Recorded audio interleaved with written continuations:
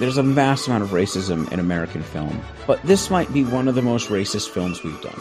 No, the religion is actually just manipulating people and leading people into unjust wars for no good reason other than keep the rich rich. Whoa, man, mind blown. But you're not thinking like a capitalist there. I'm not. That's always been my problem. It's a nice liberal nationalist movie where the president can go blow up aliens with a jet fighter, and yet you're still not actually being xenophobic. It's kind of amazing. The whole QAnon universe, I was like, this seems ripe for them to grab onto one of these two movies and totally miss the point. Yes. And they have. You know, the best they really have is like gentrification and real estate speculation in hospitals. Yeah, that's Cleveland in a nutshell right there. Fuck capitalism. Fuck all of this stuff.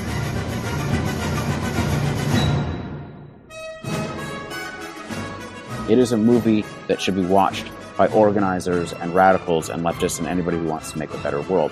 This movie, on the other hand, means none of those things. It's a Franken blockbuster, like you said, and it's put together in sequences that play out like movie trailers.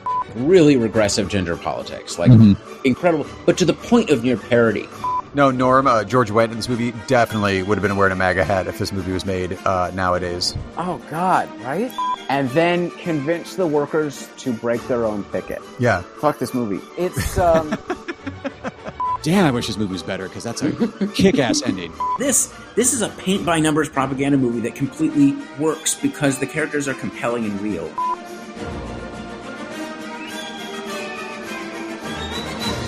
Welcome all to the Politics of Cinema. On this show, we believe films are never neutral. There's a political as well as artistic message captured in every film, in every country, in every time period, and we're on the lookout for all of it. My name is Aaron Spears. And my name is Isaac Miller, and on this episode, we're back with some contemporary cinema with Ridley Scott's The Last Duel from 2021. And just, fair warning, this is a movie involving sexual violence, so we just want to be listeners be prepared. We do not get into graphic language or anything like that. This is, but nonetheless, just so you know, that's the topic of this movie, and that's what we will be talking about. So if you feel like that might be something that would be triggering or overwhelming anyway, just so you know, you can take yourself out. We're going to be looking at feudalism, feminism, modern feminism. Not at a deep theoretical level, but what's trying to be done here in this sort of very Me Too era film. And how does that to a certain degree relate to the history of medieval Europe? I mean, neither of us are an expert on that. But we're going to sort of talk a bit about it. But before that, last year we did a Christmas special. We talked about Gremlins, which you can check that episode out. Please do. I think we do a good analysis of it, of a movie that deserved a lot of analysis. But we didn't really do it, so I just want to, just say, like, what did we watch for Christmas? What was the highlight? I mean, I did a Christmas binge this year. But Aaron, what got you in the Christmas spirit? I grew up around Christmas records on vinyl around my parents, like being played in the living room. That was like the sound of Christmas. So like, as I'm growing up through the 80s and 90s, they weren't playing modern stuff. It was like the Christmas collection from pick your department store, that they would put out in a new volume each year, the greatest hits. So I grew up listening to like the Dean Martin, the Frank Sinatra, the Andy Williams Christmas songs. Those the standards, I guess, as you'd call them. And I thought, wait, Dean Martin had a show. Let's see, are there some episodes on YouTube or archive.org of like, and there are, like the Andy Williams Christmas special. The Dean Martin Christmas special from 1968 was the thing I watched this year that had me just sort of like giggling or almost giddy with joy, and just like, it was fun. We mixed up a couple drinks. We're just sitting around just cracking up because Dean Martin comes out just sauced from the get-go. And, I don't know the history of Dean Martin too well. Like, obviously he's like kind of a known guy who enjoys his drinks, that kind of that lounge lizard sort of style of the era. I don't know if he had a problem with alcohol. I feel bad if he did, because there's a lot of public record of his drinking. I thought it was actually kind of delightful because he's such a showman that you could tell he's handling, I guess, his booze. If by handling it, you're not really hiding it too well. The opening sequence is a bunch of dancing people, a bunch of dancers in Santa outfits with all the same creepy porcelain Santa mask on. And Dean Martin ends up just wheeled out in a sled, and he's visibly having trouble reading his cue cards and doing jokes. Like, the guy knows how to structure a bit and deliver a line, and he just didn't have it memorized. But then he opens his mouth and starts belting out the tunes, and you're just like, God damn, okay, I see what showmanship is here. This guy can MC with the best of them. And then there's like Saturday Night Live type skits. It's him and Bob Newhart doing a bit where Bob Newhart's trying to return a toupee his wife bought him, and Dean Martin is in charge of the complaints department. And he, Dean Martin throughout all these skits is pretty much doing the Jimmy Fallon role from when he was on Saturday Night Live, where like he can't hold a straight face in his own skit. Like Dean Martin is cracking up the whole time and smoking. He's smoking the whole time. I don't know why that got me in the Christmas spirit, but I think it had tied in like nostalgia wise to like what I grew up listening to and still listen to, around the holidays. But it also, I think I've never had that holy shit, like charmed by Dean Martin moment. He's fine. And I've watched a bunch of his movies, some of the Matt Helm movies, the original Ocean's 11 series, Martin Lewis, like, he's the straight man to Jerry Lewis and it works fine. But like watching it here, I think the live TV element to it, really, I was like, oh, this guy is a consummate, like just performer. And it's one of those like, okay, this is just in my rotation. I'm just going to put this, and maybe you put on the background and wrap some presents next year, whatever. Like you can kind of dismiss a few of the bits, but overall you're just like, this is so delightfully charming. And you can just smell the booze coming off the screen. Well, you know what? That does sound like Christmas. What got you in the spirit, Isaac? So I'm in quarantine. I may or may not have COVID. The test apparently said not, but my roommates have it, and I had the exact same symptoms at the exact same time. So there's something weird going on. That was my Christmas. I had to cancel all family plans and everything. And I'm, we're in the middle of a moment again. So, I mean, we were never out of the moment, but Not really. So I just did a Christmas marathon alone in my room in bed. It is a true test because that would be pretty hard to like get some Christmas spirit in that particular situation. Oh yeah, I was like on the phone constantly with people. I was really annoying. I mean, I watch It's a Wonderful Life. I always like It's a Wonderful Life. I think it's really good. I find it really fascinating. Mm-hmm. I think it's like a real like interesting New Deal America film. Some quality socialist propaganda there. It's mild American social democratic propaganda, but yes, the FBI thought it was socialist propaganda. I mean, they do mention that the working people actually like create the wealth at one point in the film, and it's like, yeah, Jimmy, you say it, yeah. But no, I watched Tokyo Godfathers, which is a great Christmas anime by the great director Satoshi Kon. I think so. It's like, all right, dysfunctional family themes. Try Tokyo Godfathers, but it's like dysfunctional, but also like Hearts of Gold, and eventually you find out the real meaning of found family.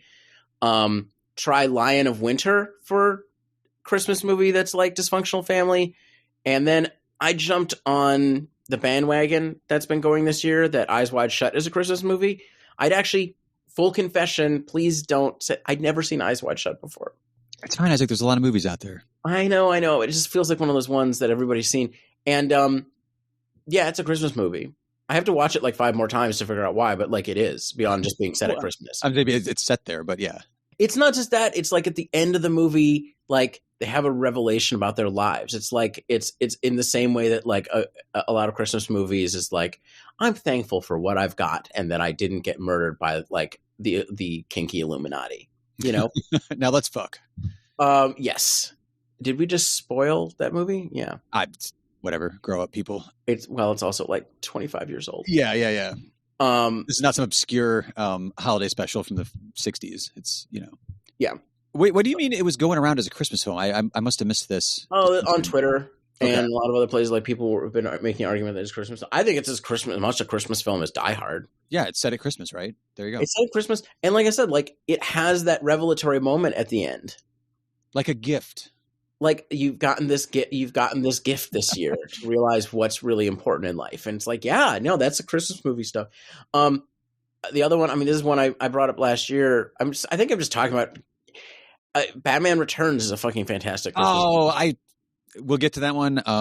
I had that on my list. I did not get to that this year. I meant because I haven't rewatched it since VHS.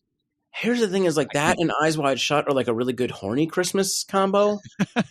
Like Batman Returns, like it shouldn't. You could never do that today, and it's a sad thing for the place of like superhero cinema.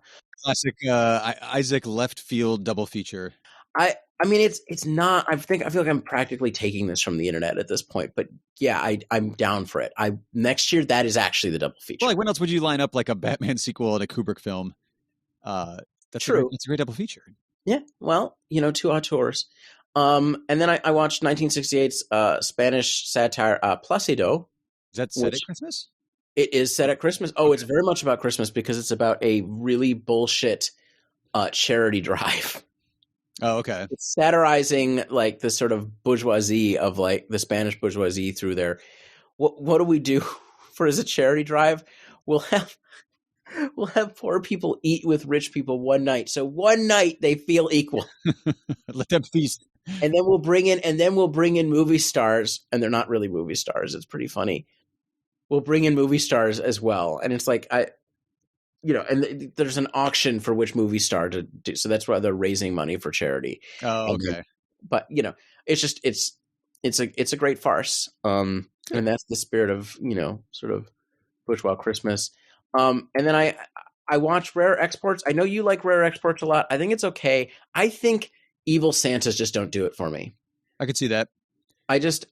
There's something almost sort of grimdark about it that just doesn't do it for me. And it just doesn't land.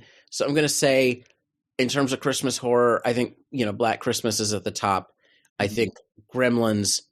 And I've probably brought it up on the show before. I probably brought it up last year. But if you haven't seen Anna and the Apocalypse. Oh, yes. Plus the musical, too. Yeah, it's a fantastic high school, a Scottish high school Christmas musical zombie apocalypse film. Like, what else do you want for the holidays? That's off the top of my head. I was going to say that's about as niche as it gets. Like, yeah, it's a real charmer. Yeah, but yeah, no, I think Eyes Wide Shut was maybe the topper for me. I was like, oh yeah, why do I feel nostalgic for the '90s in this one? Okay, whatever. Well, fake soundstage New York '90s. And the exterior sets on that just always bug me. I don't know why. I mean, I still love the film, but it was one of those just like, those streets exist. Just go film. Is that on a set? It's been a long time since I read about that, but I feel like they've either were faking like London streets to look like New York City, which you're like, you need a little bit more work on that. Or it was just like they did it at a studio or something. I forget. I mean, none of these really count because I was pretty sick. Right. Yeah. So it's like, kind of just flowing over you. Right. Yeah. Yeah. All right. Well, let's talk about our feature presentation. Well, actually, before we do that, we signed off on our last episode discussing Ridley Scott, and I mentioned off the top of my head that like he's never been a director that I was like, ooh, a Ridley Scott film. Right. But I've seen a bunch of his movies. I don't know if it was just cultural pressure or I just was interested in a particular. Well, actually, I think I read Silence of the Lambs. So like when he did the Hannibal sequel, I'd read the books. Like, oh, I want to, and Silence of the Lambs. I was like, yeah, I want to see where they're going with this. And it has Ray Liotta, which I'm a sucker for. But yeah, I mentioned that I was like, I'm not going into The Last Duel as a huge Ridley Scott fan. And I know there are Ridley Scott fans out there. Sure. But then I realized maybe I've been watching the wrong ones because of the ones that I've seen, which is I'd say probably at least like 10, 12 of his movies. It's like Alien, Thelma and Louise, Body of Lies, and The Martian are the ones I like. And Last Duel, I would put Last Duel in there as well. But, White Squall, G.I. Jane, A Good Year, Black Hawk Down. Like these aren't, I haven't seen the cream of his crop, apparently, is what I'm getting to. Like, I haven't seen Gladiator, which is a big one. I'm fine with Blade Runner. It's just not that movie for me. I have not kept up with his continued revisiting the Alien universe. Didn't catch Kingdom of Heaven, Matchstick Men. A lot of his stuff over the years have just been like, yeah, I'm good. I mean, it's funny. I don't think I've seen as many as you have. I tend to agree. I like Blade Runner a lot, but like, it's not like the thing for me, but like I enjoy it, and I obviously the visuals are amazing, but I don't need to watch every fucking version that comes out. Alien is an unbelievable masterpiece, but I think that's like yeah. Thelma Louise is great. I like American Gangster. The Martian. I mean, part of what's interesting about The Martian is it's like it's so much. It's sort of in some ways it's like. I didn't really expect it to be that much fun. I've watched most of A Kingdom of Heaven. You would think, considering what I actually study, which is Middle East history, I would have like eaten that up. But it kind of drives me a little crazy. For one thing, it feels very much like a Bush era like response to like what's going on there. Not in the sense of being xenophobic, because it's trying not to be actually, Sure. but it's just very situated in that moment. American Gangster is good. I don't think it's like, it's like good. It's like a good, solid gangster movie with like a fantastic cast. So he's, the thing about him is like, I usually expect it to be at least well crafted. I don't know if I trust him to like pull it all together, but like, yeah, he's also made like incredible movies. I think craft is the right way. I was thinking like there's that phrase of like, oh, a journeyman director, because like he spans multiple genres, although I don't think he's ever done a musical. I could be wrong. I'm not looking. I don't have his filmography in front of me, or he hasn't done a musical that I've seen. But yeah, there's a craftsmanship to it. Even the stuff like I don't, let's pick this White Squall on my list here. I was like, I didn't like it, but it wasn't poorly made. Yeah. What's funny about the word journeyman, of course, is he's like not a journeyman, right? He's an auteur, and is generally seen that way, right? I mean, I've read arguments of that. I mean, it's not an auteur that's really grabbed me, I guess, but he thinks he's an auteur. He thinks he is. Okay, yeah. And he gets to make movies like he's an auteur. And every once in a while you get, an Alien or Thelma and Louise. Yeah, right. Which is just like, next level. So like, I don't know. It's interesting. I think The Last Duel is definitely on the higher end of what he's doing. I think it's really important to note about The Last Duel, though, that when we're talking about its creation, we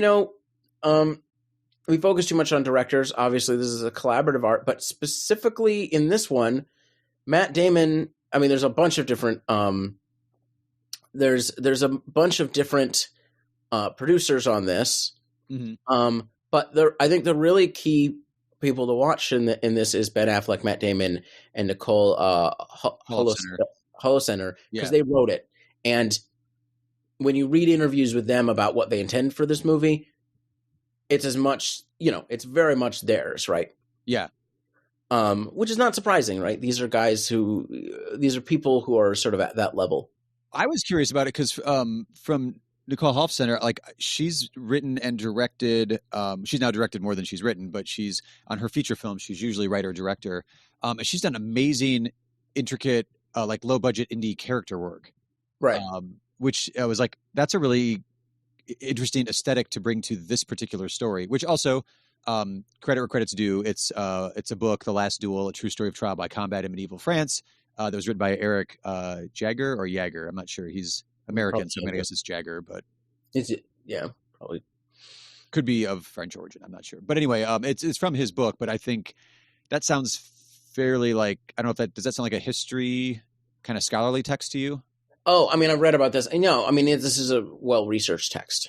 Okay. But like for like general popular consumption, like a popular materials? I think it's a popular history. I'm not sure. All right. I admit I haven't looked as much, but I think it's a popular history, but it is one, I believe, based on actual primary source research, which a lot of times with your popular history, it may not be, or to a limited degree, but I think it is. He's looking at the documents, and yeah, I mean, he's on record saying that originally when he started writing, and he was sort of skeptical about her claims because there's a lot of other politics going on, as we'll talk about. Margaret's claims by the end of it, after reading all the documentation, he's like, yeah, it's probably true. Do we want to, but it's, yeah, I mean, this is an area of like historical dispute. But it comes from an interesting source where you've got this particular look at like late 1300s. Sorry, I always fuck this up. So that means it's 14th century, right? Yeah, it's the 14th century. Okay, so 14th century France, and then Matt Damon and Ben Affleck, they're going to get back together after all these years, I believe haven't written anything since Good Will Hunting, together at least. I don't know if they do like script work on their own projects or whatever, but they're not just flying solo on this. They bring in Nicole Holofcener, which is a great choice because her screenwriting abilities are fantastic in the movies she's done. Again, like I said, written and directed that I've seen, which I think I've only missed in like 2 of them. But she's also never done anything that was a period piece except for Can You Ever Forgive Me with Melissa McCarthy and the amazing Richard Grant about Lee Israel, but it's not a period piece insofar as like 14th century France. It's just like earlier in New York City. Yeah, it's a time that she lived in. Right, yeah, so, right. Yeah, I mean, a time that she lived in and probably was fairly familiar with. Exactly. So I was like, oh, I'm really curious about what she's going to be, what she's going to bring to this, which is, I feel like a great amount of character work, I'm assuming. I mean, I think she's writing a lot of just from the interview I was reading, I think it was in the LA Times or something. It's like she's writing a lot of what's going on with Marguerite. And that's part of why, I mean, I think they were well aware that they could not, at this point in the history of Hollywood, they could not write this story on their own. Right. You're going to do this story. Bring in the pros. You Not that they're not pros, but I knew what you mean. Yeah, and part of it is, I mean, when you read them I mean, there's we'll talk about this. I mean, there's the things that they do with this movie are very intentionally trying to highlight structural patriarchy, and I think both of them are very aware of that. Right. So like they know what they're doing, but that's part of it is like, yeah, we should probably bring in like a very accomplished woman screenwriter to make sure to not, not screw this up. Who's also been like writing her entire career. Whereas, like I said, they, I mean, I'm not like, I haven't seen Good Will Hunting in years, but like they did, they were celebrated screenplay winners. And there's a whole backstory of like, did they write all of it or did they not? Or how much was that? Whatever. Separate podcast, separate topic. But one thing we need to bring into the picture, Isaac, before we can really talk about this movie is the fact that I'm guessing a good number of people, if they've heard of it, don't really know what this is about. Because this is a, $100 million budgeted film that I think worldwide has pulled in a whopping 30. So Brutal. People have not seen this movie. God, that was $100 million. That's what I got it from either Box Office Mojo or Wikipedia. Usually has some budget information. Oh, damn, that's not even the marketing. Right. Yeah, that's just as the budget. So, would you like to introduce the film that we started talking about without introducing? All right, and so this part is going to be the part that we warned, we not warned, but we gave everybody the heads up for at the beginning of the show. This is where it gets rough. There is only one question that matters. Do you swear on your life that what you say is true?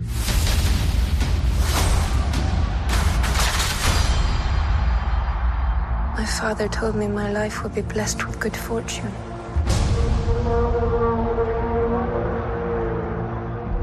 I'm married.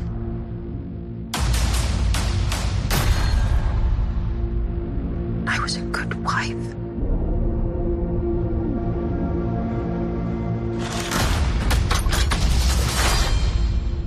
And then was judged and shamed by my country.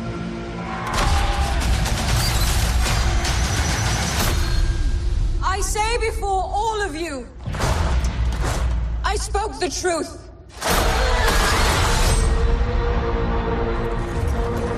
A most unspeakable charge has been brought against you. Jacques Legris entered our home. He attacked me. The accusation is false.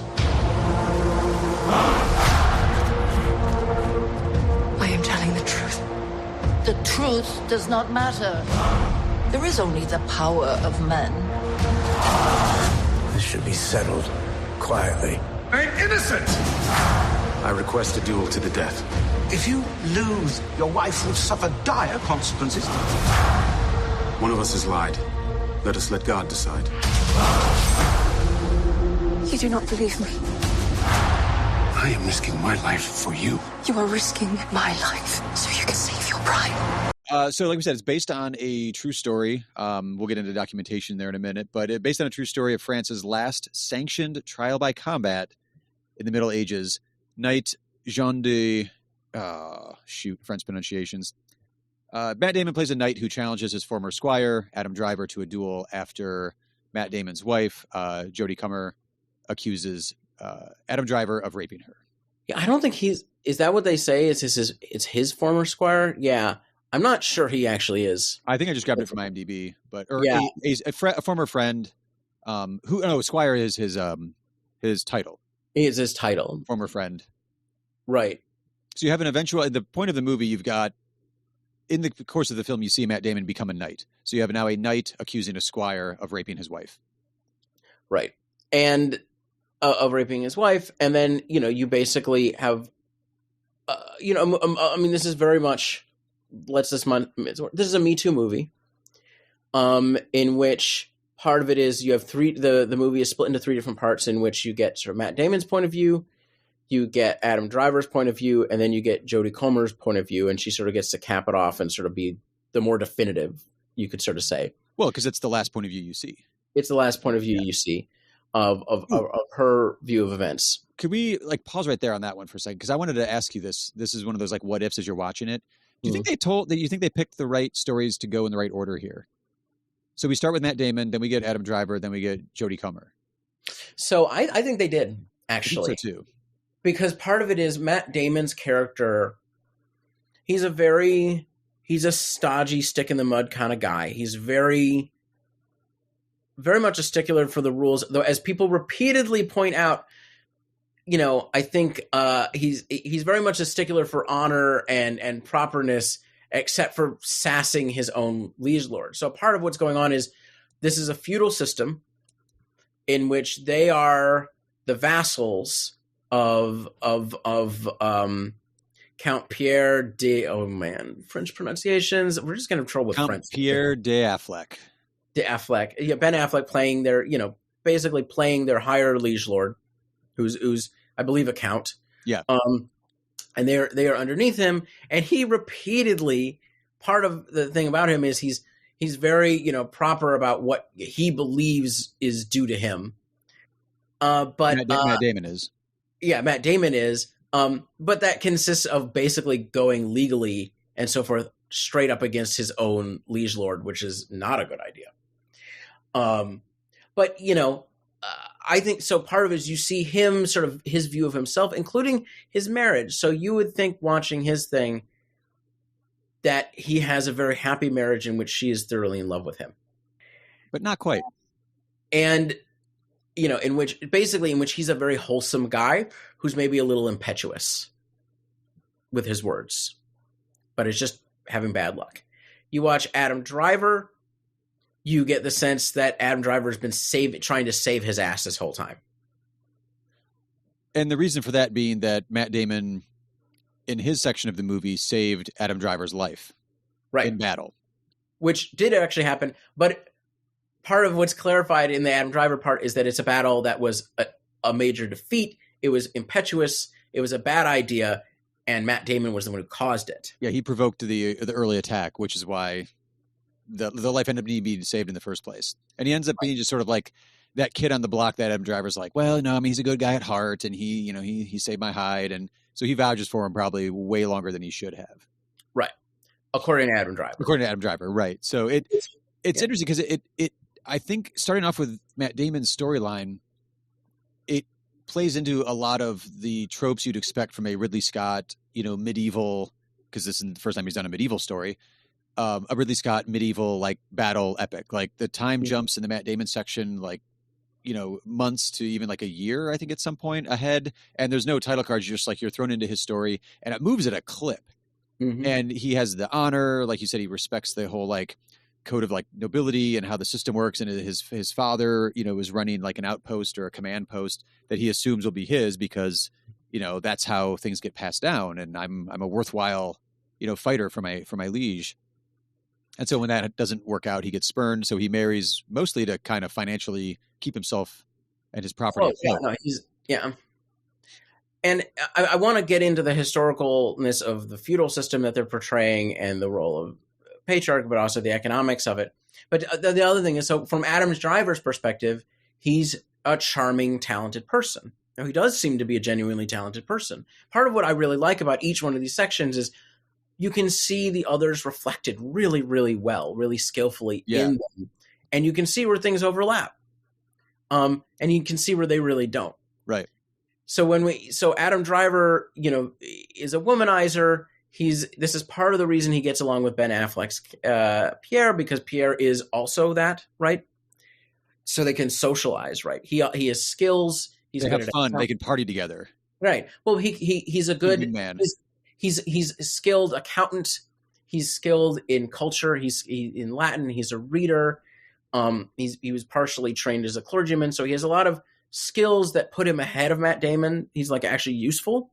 Mm-hmm. He also doesn't have his own power base because he grew up, quote, poor. He clearly comes from an aristocratic background. This is a period in which blood and name matters, right? Upper mobility, this is a very rigid social system. I don't know the degree of upward mobility. It's not going to be how the system formally works, probably, but nonetheless. But that means he's probably more attractive for Pierre, right? But nonetheless, as sort of like a chief enforcer. But he has skills that he can bring into. But he also sees himself as a grand courtly lover and seducer, which means that when it comes to the rape in the film, basically, you get to Judy Comer's point where both of them basically get taken apart. because Wait, what do you mean both of them get taken apart?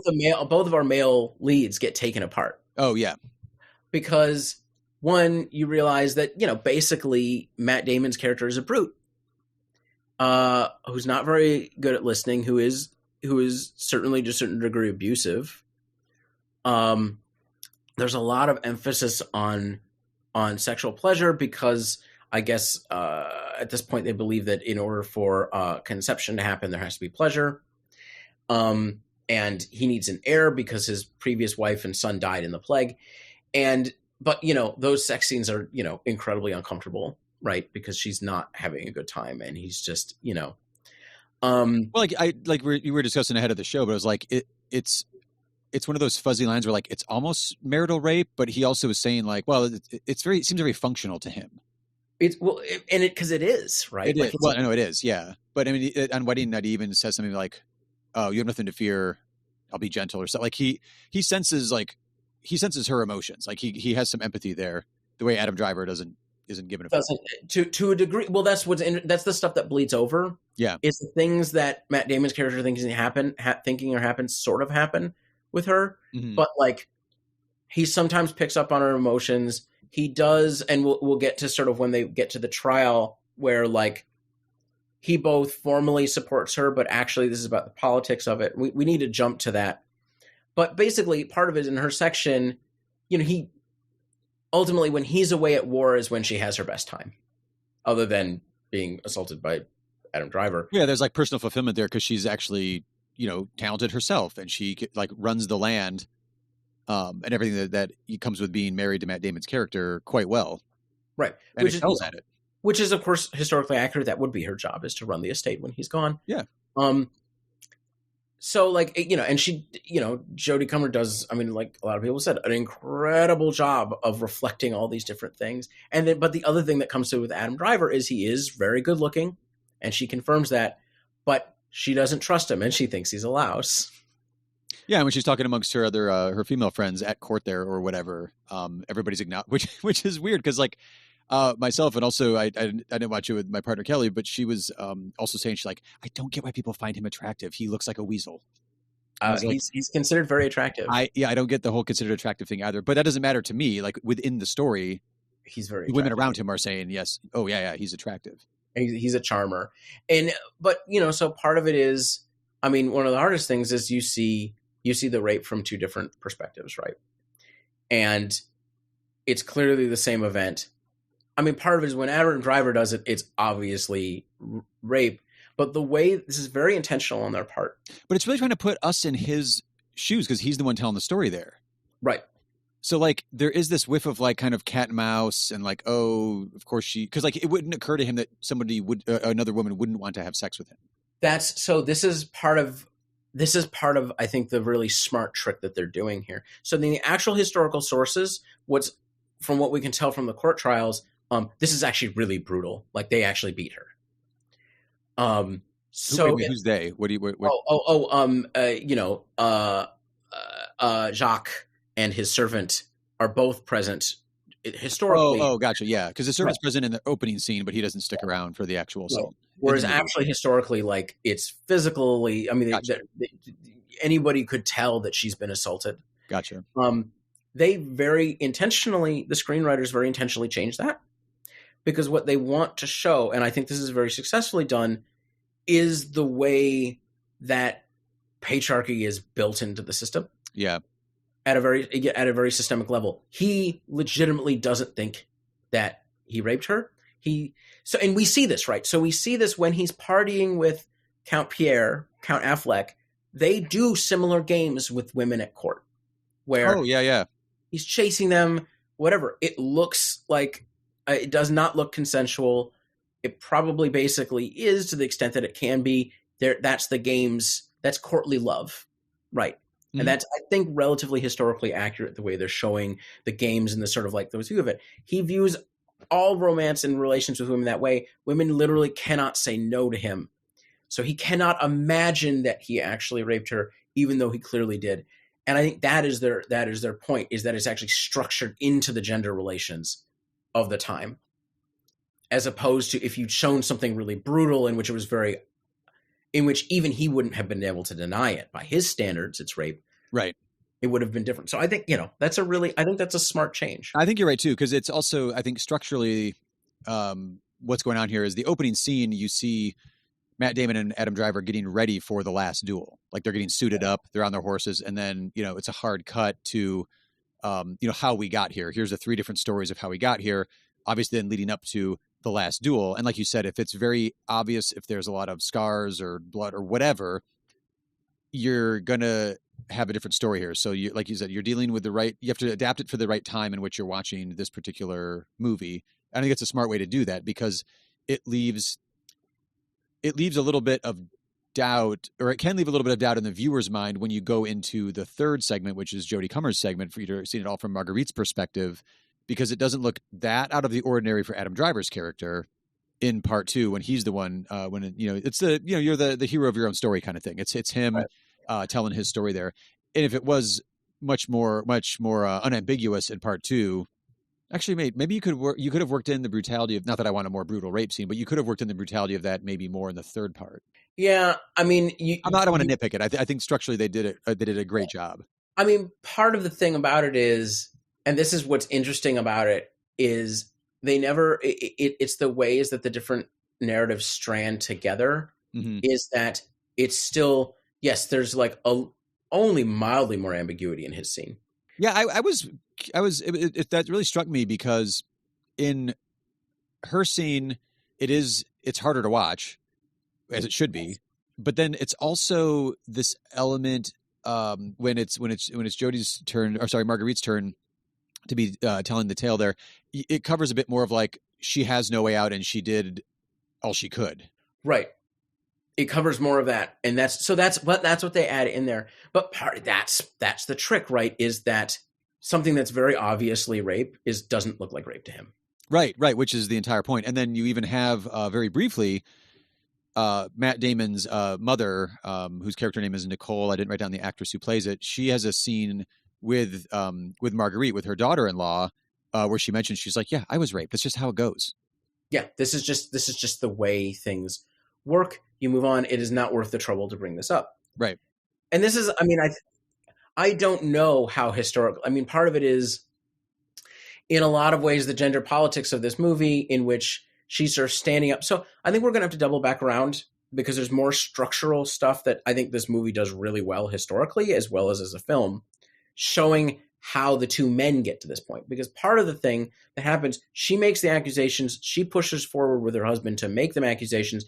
He supports her, but ultimately, and we see this in the final scenes, it's a vehicle for his own vendetta. Right.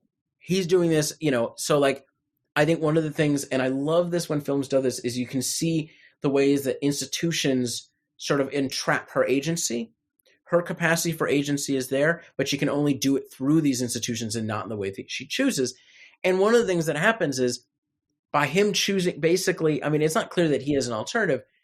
The immediate source of justice in a situation like this is his liege lord, who's Pierre, who's not only friends with Adam Driver's character, like is the Affleck, again, the Count Affleck, but also hates his guts. So that's not going to work. So he has to go straight to the king, right? This is a feudal system. He can go to the king, and then within the legal system, her word doesn't mean very much. They're going to question that. So he has to go to duel, and he wants to go to duel because he wants to kill this guy, and then he gets to be a celebrity, which is what happens, right? Yeah. He gets notoriety. He gets the notoriety that he couldn't get because, frankly, he's just not like good enough to get it. He's not going to get it. He's just not going to get it. He's like a low-level feudal lord with like not a lot of panache, and who seems to be a decent soldier, but who tends to lose. Well, also he can't play the game of 14th century French politics the way that Adam Driver can. No. So like even as a squire, Adam Driver has more like access to power and influence and wealth than a knight does, which is Matt Damon's character at this point. And Matt Damon, they set it up where like he's wronged at every turn. Part of the dowry that's supposed to come when he marries Marguerite, Jodie Comer's character, is taken away because the Count was like gave that part of land away to Adam Driver, so now he has it. So Matt Damon and Adam Driver, they have this back and forth. It's not even back and forth. It's just Matt Damon feels wronged constantly by Adam Driver, this guy whose life he saved on the battlefield. So, yeah, let's get in. So part of what this movie does, I don't know, because I'm not a medievalist who studies Europe. Well, you're more of a medievalist than I am. But this feels like a very authentic feudalism, and I haven't had anybody go after it. So where there's sort of basically where, you have this formally hierarchical system, both of titles and of land and power. Finances matter a lot, but you're not really doing. But ultimately, it's not a capitalist system, right? Land is not freely sellable. The factors of production are not freely sellable. Labor is not freely sellable. I mean, these peasants are probably serfs. I don't know what 14th century France was like, but they're probably still serfs. And they get the economics of the Black Death right. I don't know if they get the time frame right, but basically, my labor force has been collapsed in half, and labor costs a lot more. So I wanted to ask you about that because Matt Damon mentions at one point, like we said, his first wife and child he lost to Black Death. Yeah, and he mentions a certain amount of workforce on, I guess, his lands then is gone, right? So that affects his wealth. And then he even makes the line at one point how I don't know if it was like Ben Affleck as the Count who was commanding them to go off, or it was the King. But Matt Damon at one point leaves to go to battle and says, this is what I do. Let me provide for you. Yeah, no, so that's just it, is he's, by going to fight, part of it is this. The ruling class in this system are aristocrats whose formal training is warfare. Okay. That is what they do. And you can see this through the 18th century, is technically speaking, aristocratic men, that is what they do, is warfare. And part of, they bring up the fact that, there's conversations specifically between Count Affleck and Adam Driver, which really get to this dynamic, right? Because the Count is at a higher level. He has to be able to muster forces. So basically his accounts are in trouble. Adam Driver gets his accounts in order, right, and browbeats his vassals into paying their taxes. That is because who is he the vassal of? He's the vassal of the king, and the king can order him to bring forces to the field when he needs them. I don't know exactly how this works in 14th century France, but formally, this is the way I understand it. I know the Ottoman system better than this. It's different. It's not a feudal system. And so he needs to be able to do this. So he needs money on hand. So warfare is, they need money because money in a sense is a means to an end. Right. But then also on top of it, the king at this point is Charles VI, who's known as the Mad King eventually. Yes. Who's not, mental illness, psychotic episodes, all that. So this is not a clear thinking strategic genius when it comes to war either. Right. So who knows what whim you're being sent out on at any given time, which Damon's character wouldn't know either. Yeah. Matt Damon's character ends up in Scotland. These things happen. That's historical. Well, the French do a lot of, French traditionally allied to the Scottish against the English, but it's, we see this in Braveheart. Let's not open that can of worms right now. It's a really good. So part of the thing is this: Adam Driver's character is able to situate himself within the feudal political economy in a way which he's upwardly mobile. Matt Damon comes with certain advantages and loses them, and is really pissed off about that. And so ultimately, he uses this. The dishonor against his wife is ultimately not about her. She points this out very obviously, right? Well, it's about his property being disrespected. It's about his property being disrespected, which is one more instance of his property being disrespected. Yeah, right. Another instance. He didn't get the battle or the fort that his dad was in charge of, and then he lost some of his land, also to Adam Driver.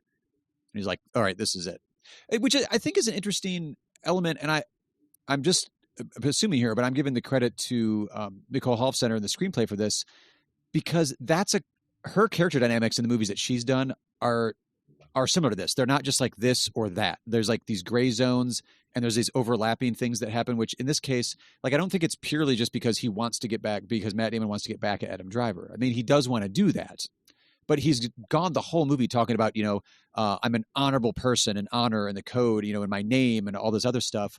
And then you do get these elements where he and Jodie Comer, his wife, Marguerite, it's not all the honeymoon phase, but it's not all awful either. It's an interesting balance of there is actual affection there, And I mean, he's outraged when she first tells him that, she was raped and she wants to do something about it or whatever. He's physically violent. He shakes her. Yeah. But, and that is his anger. And that's his, I mean, he's the brute. He's not the brains. That's the Adam Driver character. Right. But it's not just that it's a horrible relationship. There are horrible elements to it, but there's also really nice elements to it. At one point, they're even like out on on their lands, like surveying once they've been married. And he's talking about all the things he's going to provide for her. Oh, you used to have these trees here. We're going to plant those again. You used to have this type of, we're going to plant this again. And there is genuine affection there as well. So it's not just because he's been wronged.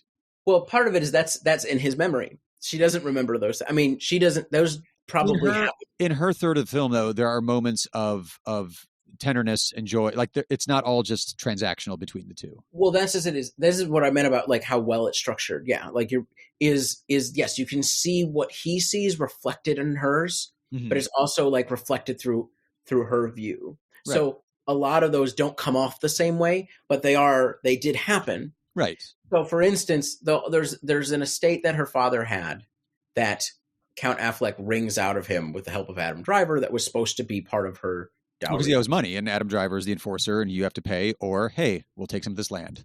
But it's also like, no, it's apparently worth twice the amount that he owed. Like it's really brutal. Yeah, he's a bully. And he's a bully, but of course, part of his name means a lot in this. And this is someone who portrayed the king to the English in a very medieval way. He's been forgiven. Oh, yeah. Into the fold. Yeah. But nonetheless, there are consequences of that, and he's not in as strong a political position. Right. So they, I mean, I'm sort of reading into it. So they take that land. Matt Damon really wants it. In Matt Damon's section, it's all the scenes where his wife really loved that land, and that's why he's doing something really stupid, like suing his lord over land that was never technically his. Right. In her section, she sees him talking with her father about her as if she's like livestock. Some of the land. And about the land, and is well aware that this is because he wanted money and wealthy land as well. He believes both. Yeah. She's going to look at this and go like, maybe he did, but like also he didn't do this for me. Right. But I'm just saying it's not all this or that. Like there's some gray area to this because their relationship does grow and and then by the time you get to the end scene, which is all through her perspective, like they're there together. Like he goes to like the town elders or whatever that scene is to say, hey, spread this word far and wide. He's there backing her up with her accusation. Well, it does. But I think part of what's interesting about the accusation is their relationship gets worse. So you sort of see her giving him advice. Mm-hmm. They see affection. I think the scene where you see the most common affection, there's a scene where they go to a party for an allied nobleman who's just had a child. And this is Adam Driver and Matt Damon, who've been estranged, meet up and reconcile. And this is also publicly reconcile. And this is where before things fall apart again. And this is where Jodie Comer's character meets Adam Driver's, and Adam Driver's falls in love with her and thinks, how can this amazing woman be with this guy? But you see this dance scene, which from her perspective involves the advice that she gave him, right? That she's been giving him advice on how to operate. So I think that's where you see it. I think actually with the trial and the duel, what you see is the structural position that she's in, where she relies on him to actually advocate for her in this case, publicly. I mean, and so she's pointing out more and more, and certainly by the end of it, that he's not doing this for her. He said he was, but he's not. So I think you're right. I mean, I'm not. That's what I was saying. I was saying through the whole thing that there's this interesting nuance to different elements of in each story, but the trajectory of the relationship is actually by the end of it, she just is like, I can't rely on any of these people, because by the end of it, they're parading through the streets, and she's just looking the streets of Paris with the crowds. After he's killed Adam Driver, he's soaking it in. This is everything that he's ever wanted, and she looks traumatized. Well, she is, because she's really traumatized. She's almost just burned at the stake if she or burned alive if Matt Damon hadn't won. Let alone the whole rape as well. Yeah, rough go for Marguerite as we're watching her on screen here. Yeah, but it's incredible acting. Yeah. Oh, yeah. I think she's the best of the bunch. Head and shoulders above everybody else, I think. But it's because of that nuance. Because like, I didn't know a ton about this movie going into it, other than solid portrayal of feudalism, Ridley Scott, these Ben Affleck, Matt Damon, actors I could take or leave, and Adam Driver, who's usually pretty good, and 3 different stories. I didn't know that it was like there was any kind of comment. Excuse me. I didn't know there was any sort of comment on rape culture or what the plot of it necessarily was. I was like, all right, because it wasn't really high on my radar. But then watching it, like Matt Damon's doing his thing, his accent's terrible. The hairstyles, fine, they're period specific. It still looks like a mullet to me. And Ben Affleck with like the blonde hair and the blonde goatee, like actually kind of solid in that particular performance. But I like all the hair. All the hair's great. All the hair's good. All right. But then, yeah, like Jodie, like her through line throughout the whole thing, from the minute she like appears on screen and then plays her part in the Matt Damon version and the Adam Driver version, then her version, she was the most nuanced to it, where you saw all these little tiny changes and things that are going on. And you're like, okay, she's the one who's really pulling me through this whole story here. Yeah. Yeah, she is. And I'd be curious, knowing her story, which is the third one, and that's how we kind of finish up with. If I ever do go back and rewatch the movie again, I think there's probably gonna be a lot more to pick out of like her gestures, or like all the work that she's doing in every version of it is going to be really the kind of the key things to look for. Well, so part is, I think we're saying sort of like where you see the different elements in each one, and we do how each story is reflected in each other, but hers is where is it like they sort of come together, right? Yes, both men seen in the eyes of women end up not being what they think they are. Right. But I guess we're also assuming she's the reliable narrator too. Yes. Like what is truth here? Yeah. Who is the truth here? Do we believe women? I think so. Probably. I'm not talking about the rape accusations. I meant more like the little stuff. Like how did that go down? But yeah. That's a good question. Do you think, I think she's the least deluded. Right. No, absolutely. I think she's the most truthful of the 3. Right. But still, everybody's, like I said, a hero of your own narrative. That's applies to her as well. Part of it is, the movie does a little lap at the end because the ending cue, spoilers for the end of the movie. Well, you already said he kills Adam Driver. We already spoiled it. Yeah. It is like how old? Somebody's got to win. It's months old. Right. It came out in October. But basically, basically that, this is historically the case, sort of. The way that they frame it is the happy ending is Matt Damon's character dies at war and she gets to live and run the estate for forever and never gets remarried. Crusades, I think, isn't it? Yeah, he goes off, dies in the Crusades, and she never has to deal with men again. Not literally, which is, both something that I'm sure happened, also to a certain degree, a modern spin on this stuff. Yeah. Also had a kid. So she had a kid. So the other, there's a piece by a couple of medieval historians in Slate, The Last Duel, True Story, Fact versus Fiction in the new film. And I think they sort of pick apart, to a certain degree, some of the portrayals of sexual politics in the film. Also, very, very unlikely that her life is on the line, partially because it's her husband doing the accusations legally. So, but also because there's some crusader law about burning a woman at the stake who does false accusations, but like very unlikely. Like part of the point they're making, and this is very true, and you'll run into this in like traditional like Islamic law as well, is there's incredibly harsh sounding things that are almost never carried out. So part of it is like a lot of the conceit of the film in which her life is literally on the line because they're doing a duel. And that's part of the reason she's pissed off, is like, I don't want to leave my kid behind because you fucking lose this fight. Oh, right. Yeah. Cause she's already, the kid's born by the time the duel comes to happen. So she's sort of in this position where it's like, she could be burned to death at the stake if he loses the duel because God will have decided. That's probably not what was really going on. But it's I think it's good dramatic license because it brings up the dynamic of she articulates she's feeling motherhood because she is a mother at this point, and she's telling Matt Damon, because of the way that the stakes are in the movie, if Matt Damon loses, meaning he's killed by Adam Driver, then she's to be burned alive. She's like, that his pride now is going to take away parents from this child. Right. Like, you're allowing your pride to make this kid an orphan. What the fuck? I mean, that's sort of where their relationship breaks down. That's good drama, though, too. Like, that's just good writing, I think. Yeah. Like, that's another... I mean, that ups the ante for this battle at the end, which is a pretty kick-ass battle sequence, I gotta say. It's photographed. It's brutal. It shows you, like, all the layers being put on. I can't believe these two men can even move with all the weight that's on them and the weaponry. They start off dueling with, I don't know any of these weapons. Sorry. Lances. They're knocked off horses. I think there's a horrible horse injury. It's brutal. Right. The way it would be, I would assume. I mean, yeah, I think I have no idea if they get the medieval warfare correct in this movie, but it looks great.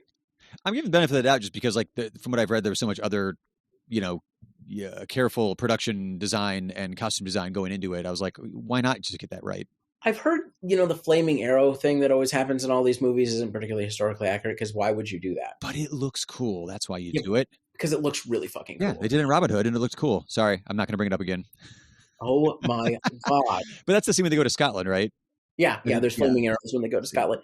I mean, Ridley likes his flaming arrows. They're in Kingdom of Heaven, and they're definitely in Gladiator. Lots of flames. And I've never seen Ridley Scott's Robin Hood, so maybe they're in that one too. I don't know. Oh man, But anyway. So, yeah, I think this is a really one of the more successful comments in sort of the Me Too moment. Yeah, I would say so. Refracted through the Middle Ages. I mean, one of the things I would suggest the Slate piece.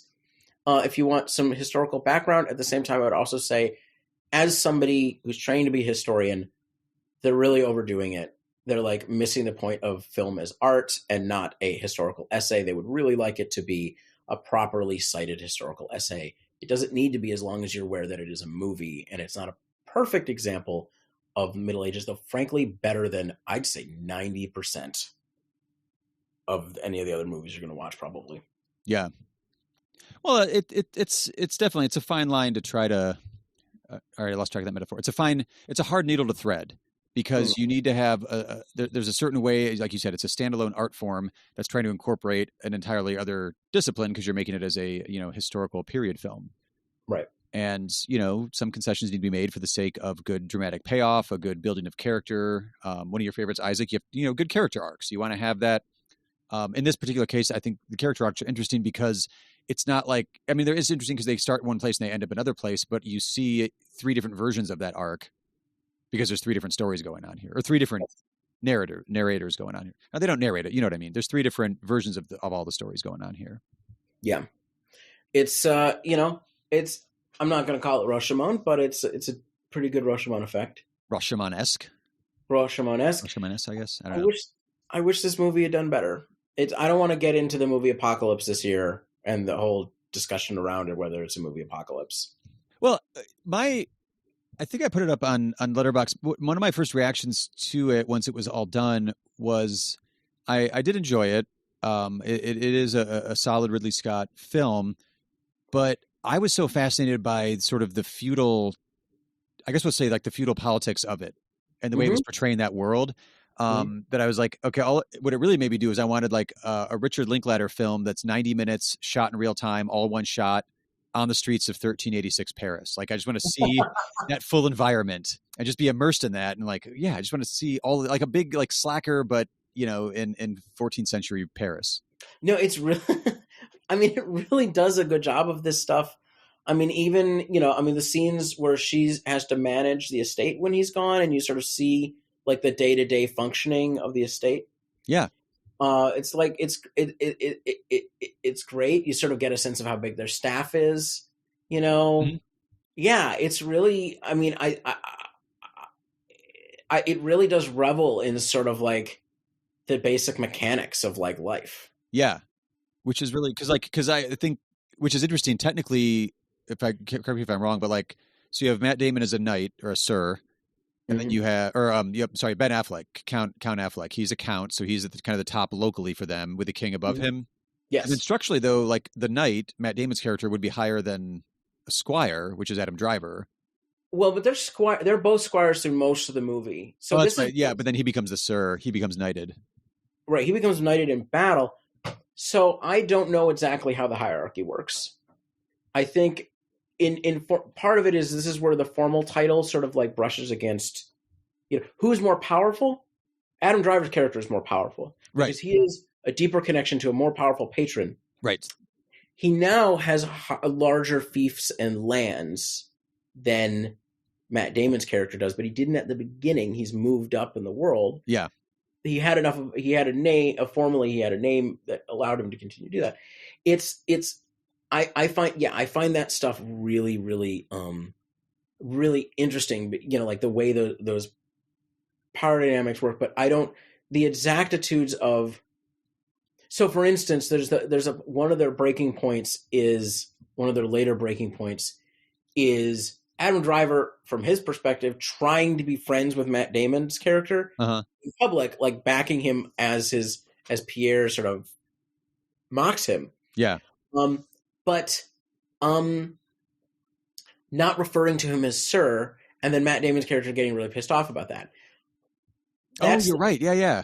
Yeah. So part of it is that's his formal title. You're supposed to call him that. That's what that means. If you're actually on good relations, I'm sure that wouldn't have been as big a deal. Or if Matt Damon's character was smart enough to see what's actually happening in the room, but he's not. But like, so that's a formal title, but how that plays out in power is a different issue. Right. Which is really fascinating to watch, because you just, or at least I have assumptions like, oh, they're knighted, they're a Sir. Okay, you're good. Yeah. Well, I don't know if, I mean, Sir is not the same thing. It seems like Sir is not the same thing as like Baron or Count or something like that. They're all squires. They're all low. They're all like relatively low level. They're all gentry. Yeah. Or shit, that might not even be the right term. I don't know. Either Europe. It's a weird foreign land to me when it comes to this, right? Which is sort of fun. Yeah. But it was interesting to see the way it plays out within this particular story. Right. But basically the hierarchies are complicated, right? Yeah. Yeah. Now I want to like actually figure out how feudalism worked, which a lot of medievalists, European medievalists at this point don't even call it feudalism anymore. Oh, really? Yeah. It's like, well, is it a coherent system or not? You know, It varies so much over time. I guess that makes sense. I don't know. I mean, like part of it is like when I said I know the Ottoman Empire better. When you're talking about parallels in the Ottoman Empire, what do you call that? Like Marxists are going to have some a terminology for that, like a particular mode of production language. But like, you know, is there like a system that we call this? No, it's just the Ottoman economic system, and it's not feudal. You do not have feudal lords. You don't have blood titles or whatever. It doesn't work the same way. Well, after that one, Isaac, I think we need to laugh a little bit. I think something, I don't want to say lighter, but something funnier. I didn't laugh a lot during The Last Duel. No, probably shouldn't. That'd be weird if anybody did. Maybe a moment or two of levity, but I mean, okay, fine. I did laugh when I first saw Ben Affleck with the blonde hair and the blonde little chin fuzz. But I want more laughs. I want consistent laughs. We haven't taken a look at a comedy in a bit, let alone a modern comedy. And Adam McKay has put out in this like middle career era of Adam McKay doing political comedy. What are we going to take a look at, Isaac? Well, I think we're going to cover another modern movie. And I think, like you said, we're going to cover a topical political comedy. Who knew? So I think we're going to look at Don't Look Up, which is currently on Netflix. And I'm sure it'll be nothing but laughs. It will not make us feel depressed about the current state of the world and how much trouble we're actually in, about the way that capitalism poisons everything and makes it structurally difficult to have agency in this world, just like our previous movie showed how patriarchal feudalism made that difficult. I'm sure Don't Look Up will not make us feel that way exactly the same fucking way, only about where we live now. Well, now you've talked me out of it, Isaac. I don't know. I'm sure it'll be really funny. I just wanted to laugh. It's a great cast. Yes, yeah. And I'm really looking forward to DiCaprio doing some comedy, because it's a muscle I don't think he exercises often enough. So, yeah. But before we fully sign off this episode, please be sure to rate and review the show in whatever podcast app you're using. And if you do enjoy the show, tell a friend or two. We're up and running on the usual social medias. Also, we'll link to like the Slate article and all that stuff in the show notes of this particular episode. So follow those links if you're interested in any of that. And until next time, I'm Aaron. And I am Isaac. And stay safe out there, because Omicron is exploding. And everything is really wild, and the system, once again, we were not prepared for this.